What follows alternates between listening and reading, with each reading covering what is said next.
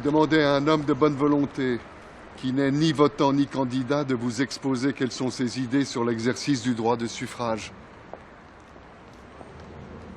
Voter, c'est abdiquer. C'est renoncer à sa propre souveraineté. Vous nommez des hommes qui sont au-dessus des lois, puisqu'ils se chargent de les rédiger, et que leur mission est de vous faire obéir. Voter, c'est être dupe. C'est croire que des hommes comme vous acquerront soudain au tintement d'une sonnette la vertu de tout savoir et de tout comprendre. Voter, c'est évoquer la trahison. Sans doute, les votants croient à l'honnêteté de ceux auxquels ils accordent leur suffrage. Et peut-être ont-ils raison. Au premier jour, quand les candidats sont encore dans la ferveur du premier amour, vous envoyez vos mandataires dans un milieu de corruption. Ne vous étonnez pas s'ils en sortent corrompus. N'abdiquez donc pas. Ne remettez donc pas vos destinées à des hommes forcément incapables et à des traîtres futurs. Ne votez pas. Au lieu de confier vos intérêts à d'autres, agissez.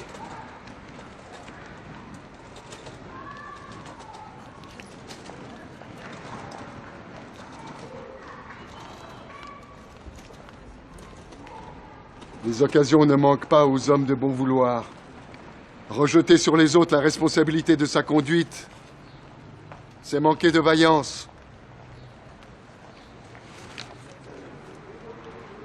Je vous salue de tout cœur, compagnons.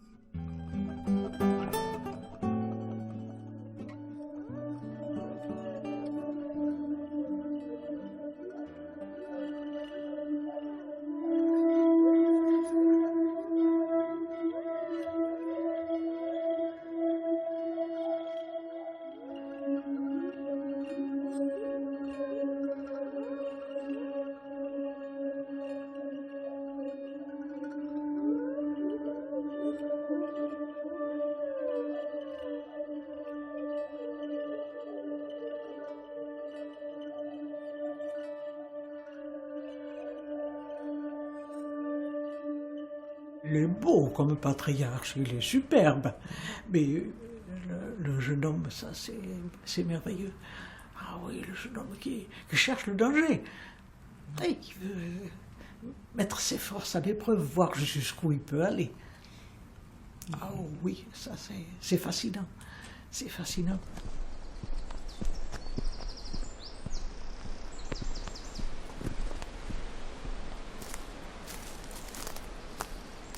Cette exploration des idées à l'extrême et en même temps cette surface scientifique qu'il a acquis, cet enthousiasme qu'il a suscité, ce charme. C'est la soif de vivre, c'est l'élan.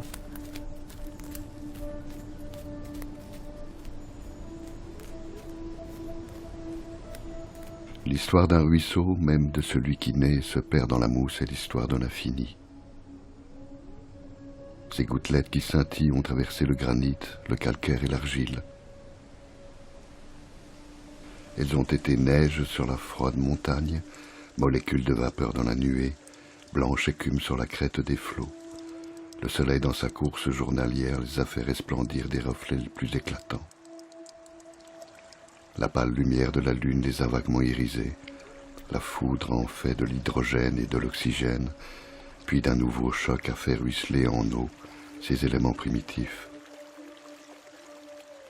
tous les agents de l'atmosphère et de l'espace ont travaillé de concert à modifier incessamment l'aspect et la position de la gouttelette imperceptible. Elle aussi est un monde, comme les astres énormes qui roulent dans les cieux, et son orbite se développe de cycle en cycle par un mouvement sans repos.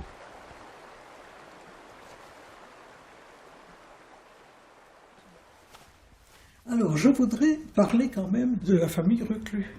Leur famille était très nombreuse, leur mère extrêmement vaillante. Elle a assumé 15 maternités.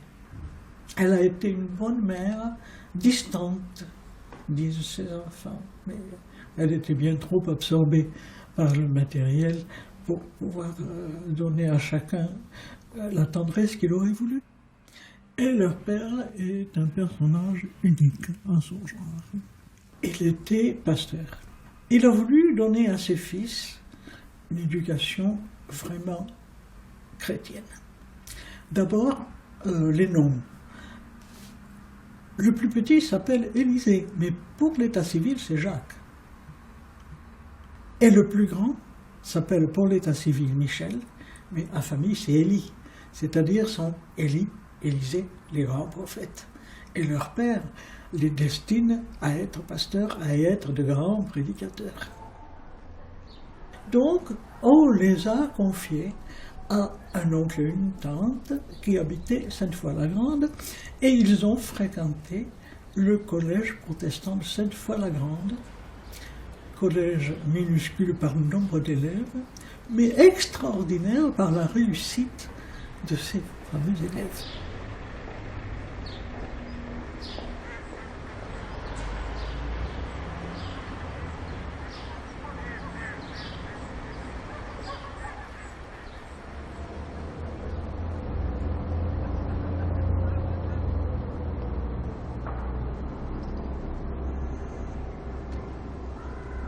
Nous nous trouvons actuellement sur le fleuve Rhin, en correspondance de la commune de Rhinau, une commune transfrontalière. En effet, Élisée Reclus a fait ses études à Neuwied, c'est-à-dire sur les bas-cours de ce fleuve, en Allemagne, près de Koblenz, à partir de l'âge de 11-12 ans. Comme il rapporte dans ses souvenirs, chez les frères Moraves à Neuwied, il y avait en effet des élèves qui venaient de toute l'Europe. Donc cela a été important à la fois pour la connaissance d'autres cultures, pour la connaissance d'autres langues. Élisée Reclus parlait couramment presque toutes les langues européennes. À l'université de Berlin, il connaît Karl Ritter, dont il suit les cours de géographie.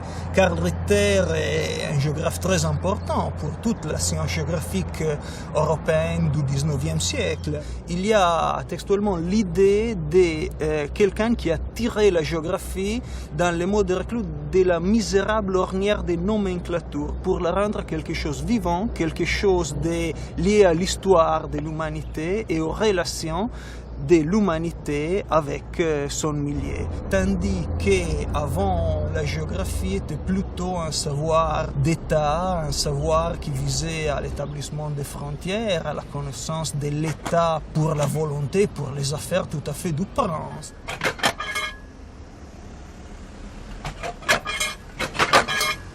En 1851, Reclus rentre en France et il rejoint ici à Strasbourg son frère Élie. Il arrive dans le sud-ouest à Orthez tout en marchant et c'est, on peut dire, les derniers passages du Rhin pendant les années de sa jeunesse.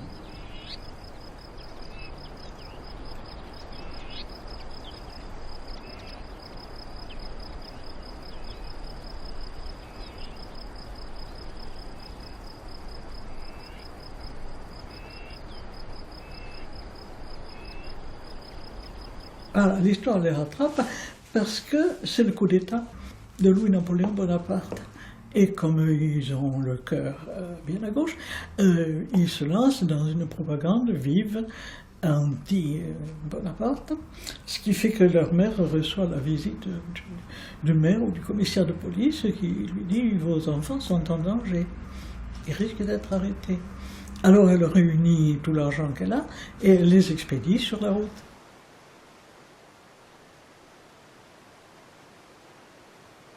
Après, il se retrouve en Irlande et alors là, il a comme un moment où l'étincelle divine le frappe.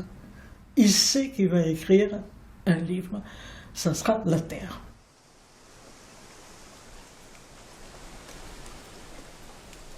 Le livre qui paraît aujourd'hui, je l'ai commencé il y a bientôt 15 années, non dans le silence du cabinet, mais dans la libre nature. C'était en Irlande, au sommet d'un tertre qui commande les rapides du Shannon, ces îlots tremblants sous la pression des eaux et le noir défilé d'arbres dans lequel le fleuve s'engouffre et disparaît après un brusque détour. C'est là, dans ce site gracieux, que naquit en moi l'idée de raconter les phénomènes de la Terre, et sans tarder, je crayonnais le plan de mon ouvrage. Les rayons obliques d'un soleil d'automne doraient ses premières pages et faisaient trembloter sur elles l'ombre bleuâtre d'un arbuste agité. Il a déjà en lui cette vocation géographique, donc il part parce qu'il sait qu'il fera quelque chose, qu'il a dans sa tête déjà un plan. Il est, à ce moment-là de sa vie, au bas de l'échelle sociale. Donc, il débarque à la Nouvelle-Orléans, et là, il prend sur le port, il devient docker. Très fier. Chère mère, il paraît que l'oncle reclus a été ulcéré de savoir que j'étais portefaix. Quant à moi, c'est là un des souvenirs les plus agréables. Chère Ellie, je suis seul dans une grande maison. 2 fois par jour, je vais donner des leçons d'ABC à des enfants qui l'apprennent depuis 4 ans sans le savoir encore. Je t'enverrai bientôt un article sur le Mississippi. Il faudra que tu attendes plus longtemps avant que je t'envoie un article sur l'esclavage. Je t'enverrai des sous. J'ai mes raisons pour filer. Ces raisons-là sont folles, cela va sans dire, et c'est justement pour cela que je les aime. J'irai devant moi, et je m'arrêterai quand j'aurai vendu mon dernier bouton. C'est là que je tâcherai encore de violer la misère pour lui faire procréer un morceau de pain. Je me ferai berger, ou tondeur de chien, ou professeur d'obstétrique, pâtre en bâtiment. Ou bien même, je me badigeonnerai la figure en noir pour tâter un peu de l'état de nègre.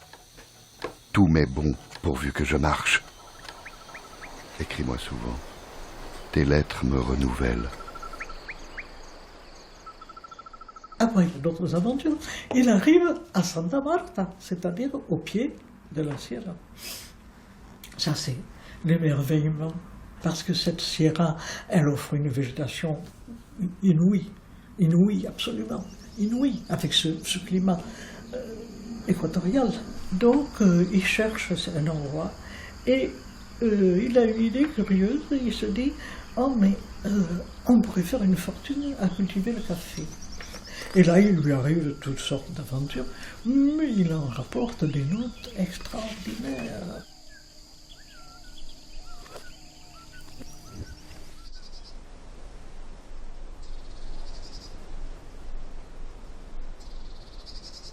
Voir la Terre, c'est pour moi l'étudier. La seule étude véritablement sérieuse que je fasse est celle de la géographie, et je crois qu'il vaut beaucoup mieux observer la nature chez elle que de se l'imaginer du fond de son cabinet.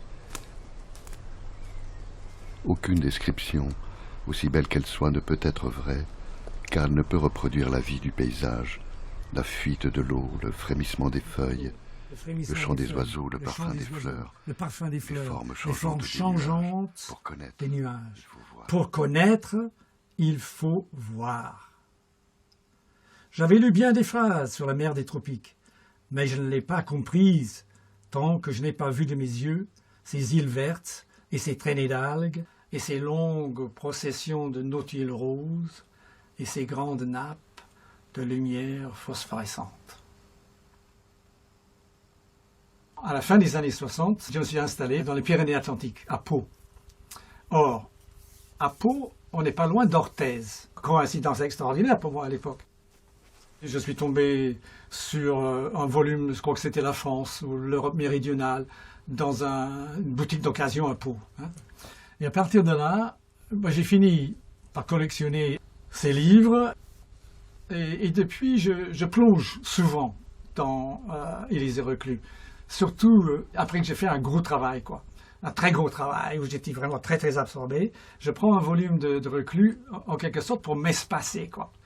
Parce que j'y retrouve, même si les informations sont caduques, souvent, évidemment, le temps a passé, mais j'y trouve, et c'est ça qui est basique, radical et nécessaire, j'y trouve une ampleur, quoi, une respiration, une sensation du monde.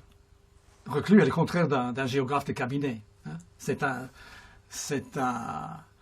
géographe qui parcourt le monde, c'est un géographe qui voyage, c'est un géographe qui se met dans l'expérience de la Terre, pas seulement une théorie sur la Terre en quelque sorte. Hein. Et moi c'est pareil. Ce qui m'intéresse, c'est un contact avec l'espace, et ça, c'est ça ce que je retrouve chez Reclus. C'est sentir une certaine extension, une grande respiration, voilà. Comme effectivement ce qu'on fait quand on s'en va marcher dans la nature.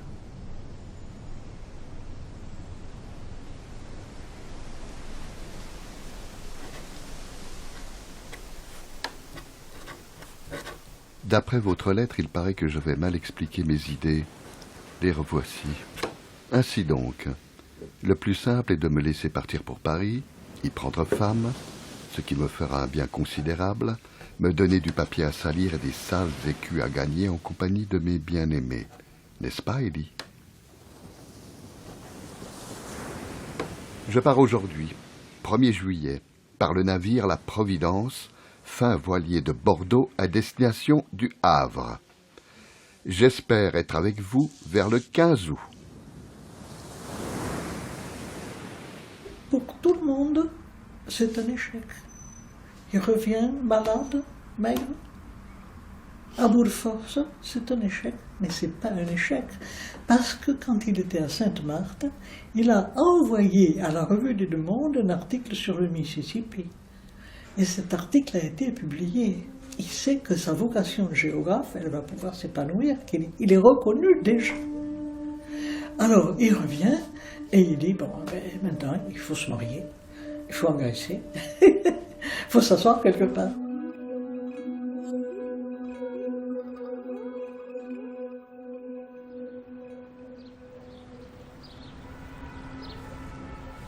Très chère mère, Clarisse et moi sommes arrivés à Paris depuis mercredi soir. Tout va très bien. Il emmène cette jolie épouse à Paris parce qu'ils vont habiter ensemble. Les deux frères, leurs épouses, leurs enfants. On me fait espérer que dans 15 jours, je pourrai entrer dans mon bureau de la maison Hachette. C'est à la fois un plaisir et la régularisation de mes travaux. C'est une case. On le charge d'écrire, parce que c'est le début des chemins de fer. Qui dit chemin de fer dit voyage. Qui dit voyage, le bourgeois veut savoir où il va. Donc il y a des guides qui sont édités. Et on le choisit pour rédiger un certain nombre de ces guides. Il adore ça. Être en voyage, ça le ravit. Et puis, on le paie. C'est ça qui est merveilleux.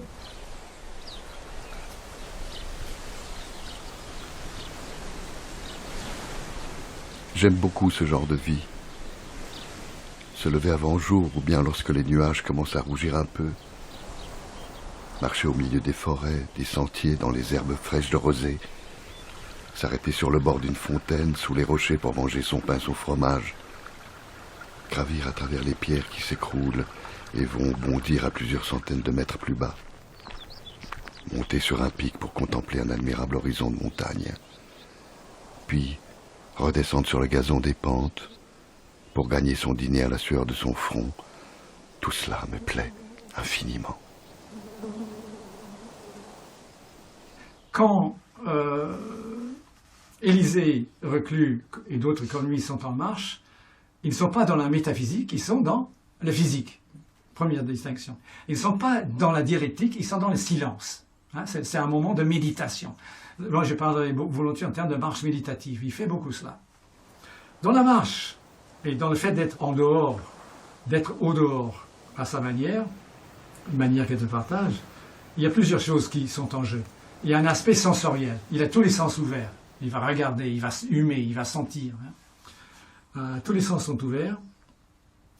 Mais il y a aussi un côté intellectuel. La pensée s'oxygène. La pensée se libère. Il y a un élargissement de la pensée.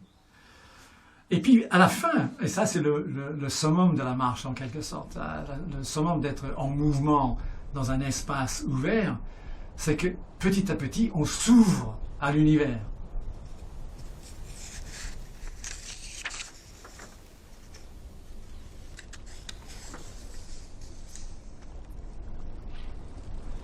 Dans la géographie d'Élisée Reclus, les fleuves ne sont pas des frontières parce qu'ils unissent plutôt qu'ils séparent.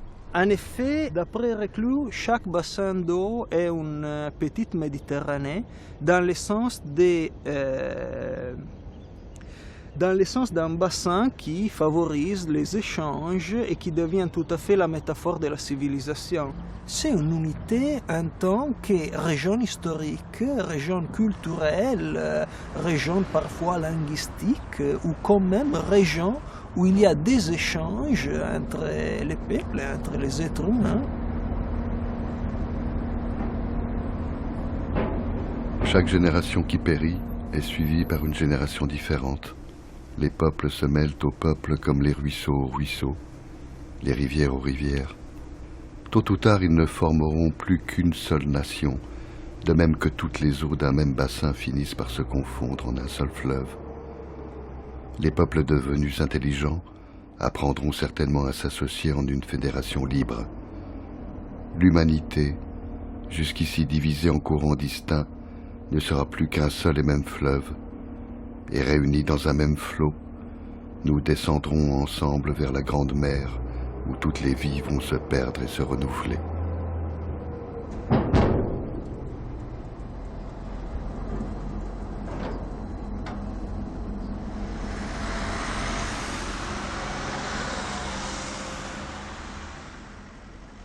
La frontière, c'est un mot qui a un évident lien étymologique avec l'idée de front, donc une idée tout à fait militaire. Ici, il y avait une véritable frontière armée. C'était une frontière pour laquelle des millions de personnes sont mortes. Mais il y a plusieurs façons de définir la frontière, la limite. La frontière, c'est aussi les frontières des essences végétales, de tout ce qui se déplace en effet. Reclus, en tant que géographe anarchiste, donne son interprétation qui se démarque des frontières politiques de son époque. Il déclare comme règle générale, en effet, que toutes ces frontières, les frontières naturelles qui justifient, dites naturelles qui justifient une frontière politique, ne sont que des lignes artificielles imposées par la violence, la guerre, l'astuce des rois et sanctionnées par la couardise des peuples. Les rois, c'est une métaphore, ça peut être évidemment une république aussi.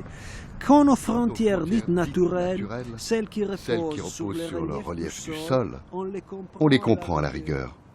Mais même elles n'ont pas plus que les précédentes le droit de former obstacle entre les populations et n'ont pas non plus le droit de servir de fondement à l'organisation de la société. Il n'y a pas de frontières naturelles, l'océan même ne sépare plus les pays.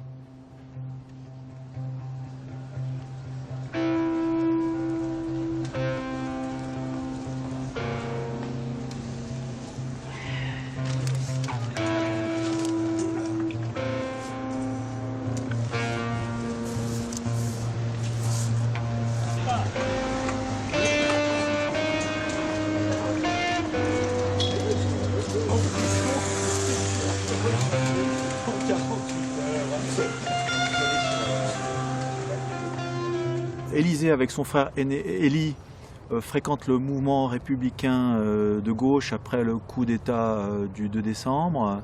Quand ils rentrent à nouveau en France, à Paris, ils vont fréquenter les Saint-Simoniens, des Proudhoniens. Élisée va adhérer à la section des Batignolles de l'Association internationale des travailleurs, l'année même de sa création, en 1864. Il se situe dans une mouvance, on va dire, fédéraliste, de pensée libre. Il rencontre la même année Michel Bakounine.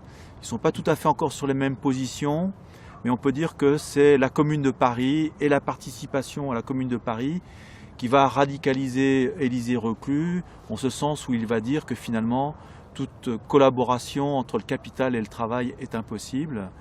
Et à partir de ce moment-là, donc il va rejoindre à nouveau Bakounine et participer avec d'autres, dont la fameuse fédération jurassienne, à la construction des organisations anarchistes qui vont prendre la suite du courant anti-autoritaire de cette première internationale.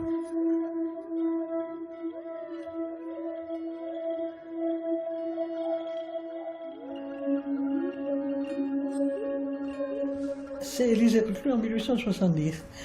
Il vient d'avoir quand même quelques malheurs, parce que son épouse est morte en mettant un enfant au monde, donc c'est quelque chose qui attriste énormément. Et puis, il y a la guerre qui va approcher. Mais si vous voulez, on n'est pas encore dans le drame. Le drame, ça sera la Commune. Parce que les Reclus sont à Paris, au 18 mars 1871, au moment où la Commune de Paris va éclater.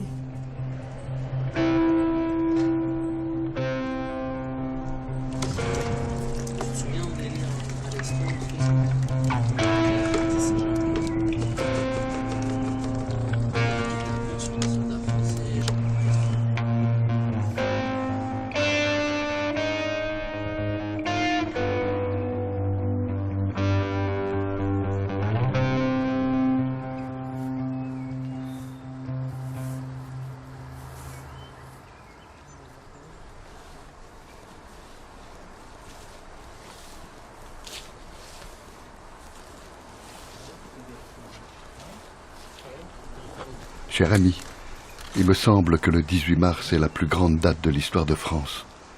C'est à la fois le triomphe de la République des travailleurs et l'inauguration de la Fédération communale. Espérons, Élisée. Cher ami, recommençons la vie à nouveau frais. Faisons comme si en sortant d'un sommeil de 100 000 ans, nous apercevions que tout est à conquérir. Patrie, liberté, dignité, honneur. Travaillons. Oublions les fatigues et surtout les dégoûts. C'est ici qu'est mon champ de bataille.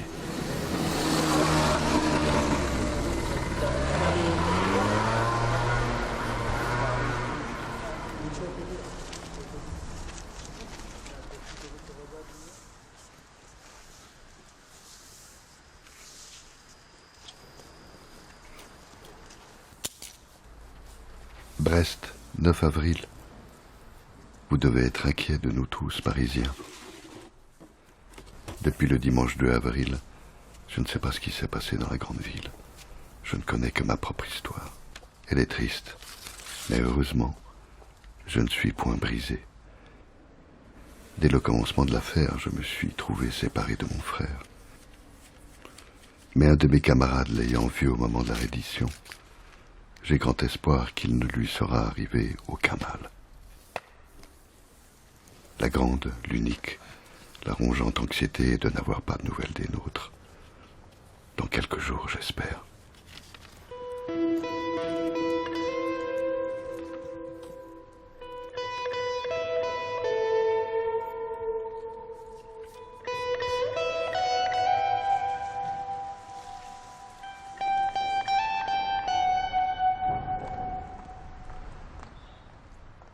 J'attends devant ma porte mon fils et mon mari. Ma maison semble morte et mort aussi Paris. Depuis l'autre semaine, ils sont partis d'ici, du côté de la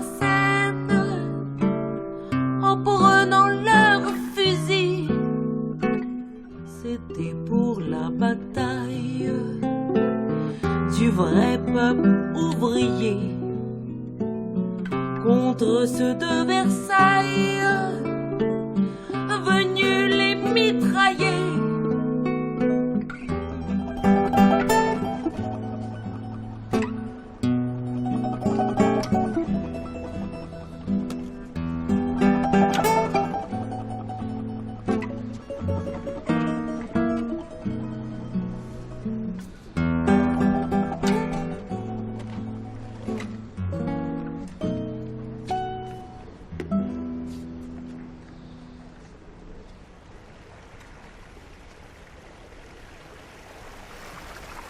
« 15 mars 1872. Mes bien chers parents, depuis hier je suis libre, en terre libre. Maintenant je suis en route pour mon lieu d'exil. J'ai fait choix de Lugano. Les souvenirs de Paris sont mêlés d'atroces et d'horribles. Il s'agit pour nous d'entrer dans une nouvelle vie. Je ne vous parle pas des affaires publiques. Vous savez qu'en penser. Certes, le gâchis est immense, mais dans ce chaos fermente quelque chose de grand. J'envisage l'avenir avec ferme espérance.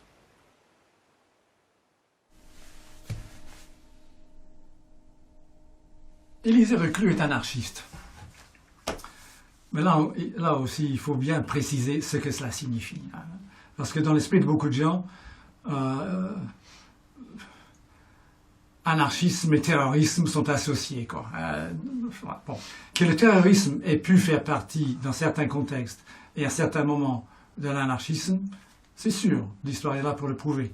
Mais le terrorisme n'a rien à voir avec l'anarchisme propre, l'anarchisme bien compris, quoi. L'anarchisme, c'est quoi? C'est un idéalisme politique qui se présente comme une alternative au libéralisme, mais aussi au communisme et au socialisme. Donc une alternative, autre chose encore. L'anarchisme, c'est aussi une méthode de pensée. Méthode, c'est un mot intéressant. Ça remonte au grec méthodos. Et le mot méthodos veut dire quoi? Chemin. Chemin. C'est ça le sens radical. Radicalisons les choses, c'est le sens radical. Donc, en tant qu'anarchiste et en tant que l'homme qu'il est, Élisée Reclus est un cheminant. C'est-à-dire qu'il ne s'enferme pas dans une case, dans un codage, dans un contexte tel qu'il soit. Il se met en chemin. Il suit une voie, et une voie qui devient de plus en plus large. Sa voie s'élargit au fur et à mesure de son expérience du monde de la Terre.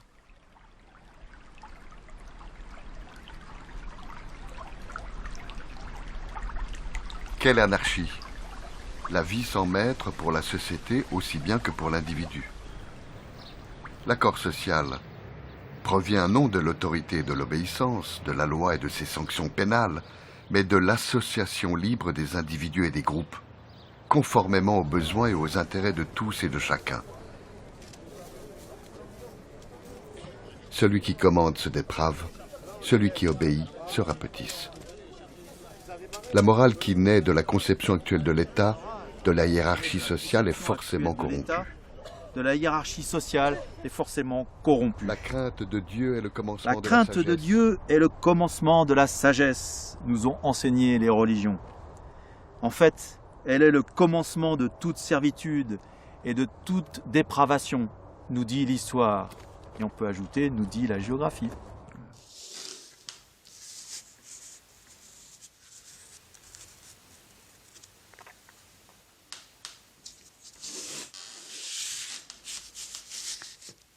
On peut croire qu'il n'est pas complètement dans le mouvement, mais en réalité il y est et à sa place. C'est-à-dire qu'il ne cherche pas à être un leader, de toute façon ça ne correspond pas à l'éthique anarchiste, il est à sa place parmi d'autres, aux côtés d'autres. Il a une réelle influence, à la fois en tant que militant participant dans les congrès, militant dans des réseaux affinitaires, de relais, d'exilés, de refuges, de financiers, puisque grâce à ses revenus qu'il tirait de la vente de ses livres et de son contrat avec Hachette, il pouvait aider concrètement à des journaux.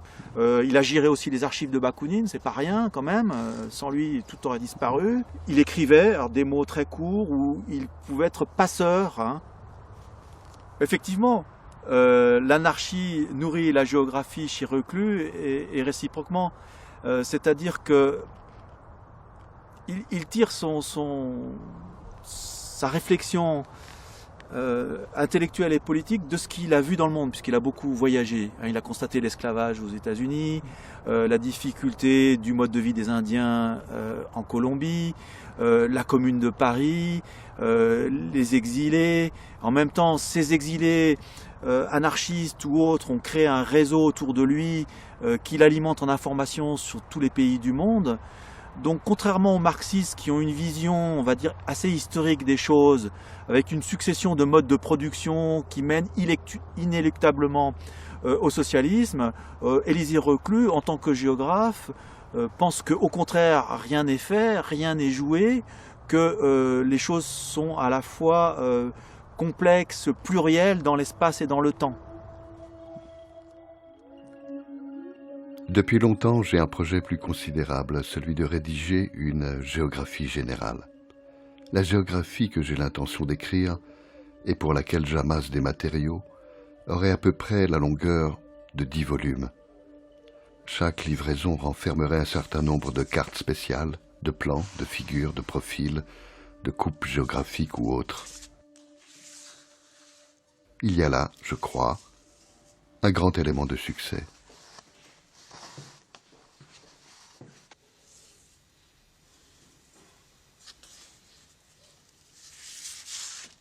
Il est évident que l'idée à l'époque d'écrire une géographie universelle, avec le but explicité dans l'introduction, d'étudier, je cite, cette terre bienfaisante qui nous porte et où serait si bon de vivre en frère, dit par un anarchiste exilé de la Commune de Paris, c'est évidemment l'idée de voir dans le peuple de tout le reste du monde, dans les autres, des êtres humains avec les mêmes droits que nous.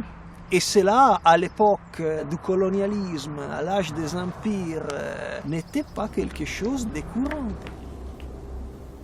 Je parle de l'importance de l'exil en Suisse de Reclus, parce que c'est en Suisse que Reclus connaît une série de géographes qui étaient à la fois des militants anarchistes, qui seront ses compagnons de militance, les co-rédacteurs des journaux internationalistes qu'il publie en Suisse, les fondateurs tout à fait du mouvement anarchiste, mais aussi les collaborateurs de la géographie universelle.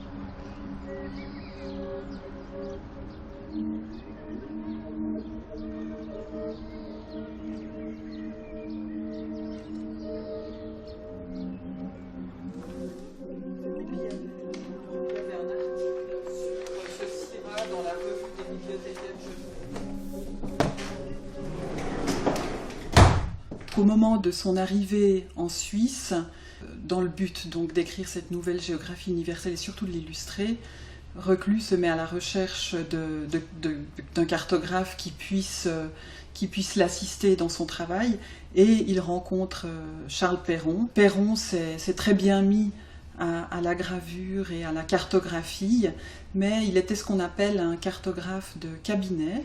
Lui-même ne travaillait pas sur le terrain, mais utilisait justement les sources que lui fournissait Élisée Reclus pour dessiner de nouvelles cartes. Dans ce fond, il y a toutes les cartes que Reclus et Perron ont utilisées pour illustrer la nouvelle géographie universelle, donc aussi bien les sources que les cartes annotées, les cartes définitives, et c'est avec ce fond de cartes que Charles Perron ensuite créera le département cartographique.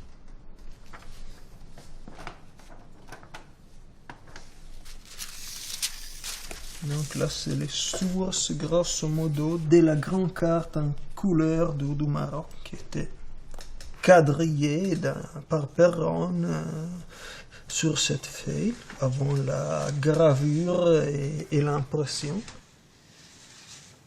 Les cartes que l'on trouve dans la nouvelle géographie universelle ne sont pas des cartes topographiques. C'est tout à fait ce qu'on appelle aujourd'hui la cartographie thématique, c'est-à-dire représenter la réalité d'après plusieurs aspects, plusieurs points de vue et surtout d'accompagner ce qui est enfin un discours, un texte.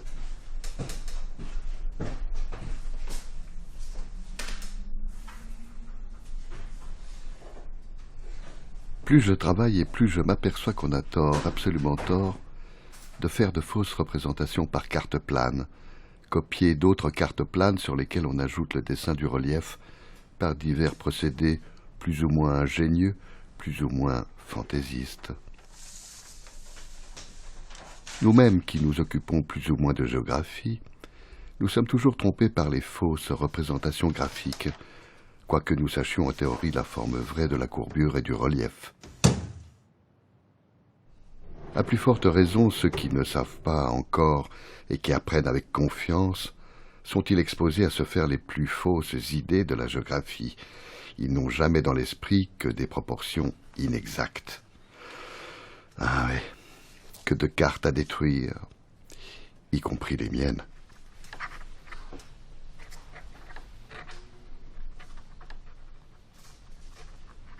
Demandez plusieurs fois inutilement d'effacer cette frontière.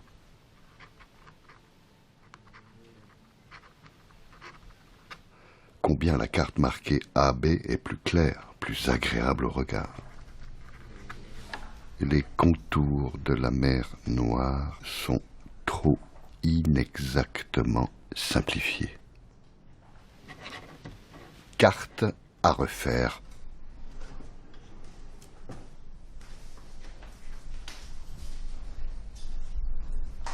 Les Maghreb et l'Algérie en particulier étaient à son époque au centre de la politique française.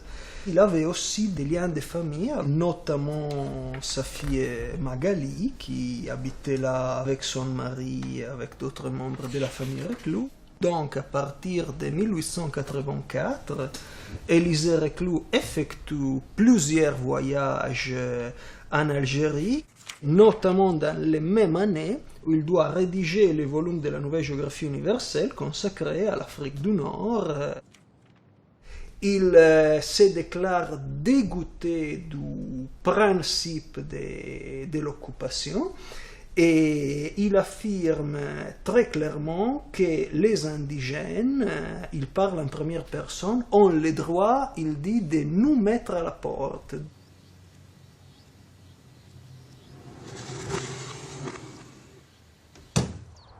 C'est ce qui est assez frappant dans les écrits géographiques de Reclus, c'est-à-dire que même s'il décrit des situations à un moment donné, et certains passages sont évidemment obsolètes de nos jours, il se passe toujours dans une perspective. Donc c'est quelque chose de dynamique, et là qui correspond à son projet scientifique, épistémologique, de coupler la géographie et l'histoire, puisqu'il dit en gros la géographie n'est autre chose que l'histoire dans l'espace, et l'histoire n'est autre chose que la géographie dans le temps.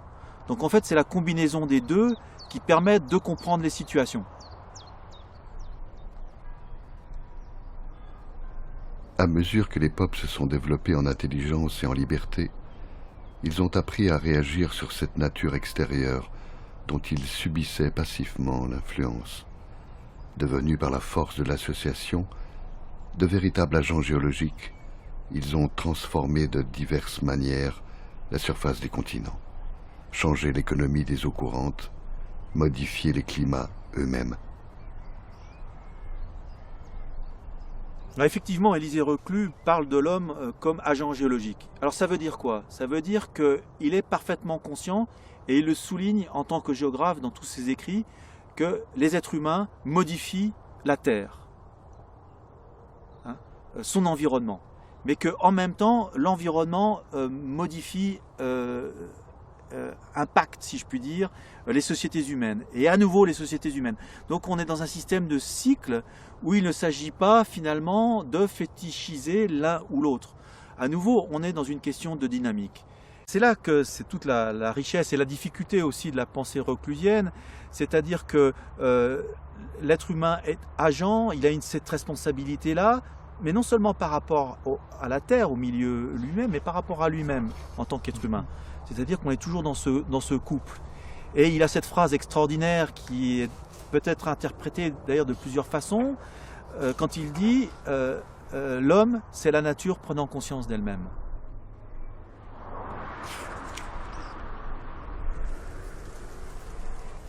L'homme vraiment civilisé aide la terre au lieu de se charner brutalement contre elle. Il apprend aussi, comme artiste, à donner au paysage qui l'entoure plus de charme, de grâce ou de majesté. Devenu la conscience de la terre, l'homme digne de sa mission assume par cela même une part de responsabilité dans l'harmonie et la beauté de la nature environnante. Ce qui est intéressant, c'est que en fait, la réflexion environnementaliste de Reclus, elle est beaucoup sur le plan esthétique. C'est-à-dire, elle est moins sur le rapport à la vie, à ce qu'on appelle la biodiversité de nos jours, qu'au rapport à la beauté. Et pour lui, c'est très important. C'est-à-dire que si une société sait et aménage, entretient ses paysages et a conscience de leur beauté, eh bien à ce moment-là, il a cette phrase pour dire que la société, elle s'embellit. Là où toute poésie a disparu du paysage, les imaginations s'éteignent, les esprits s'appauvrissent. Voilà. Donc il est pour la plénitude de l'esprit, quoi. Hein. Et cette plénitude de l'intelligence vient d'un rapport profond, senti, pensé, expérimenté du monde.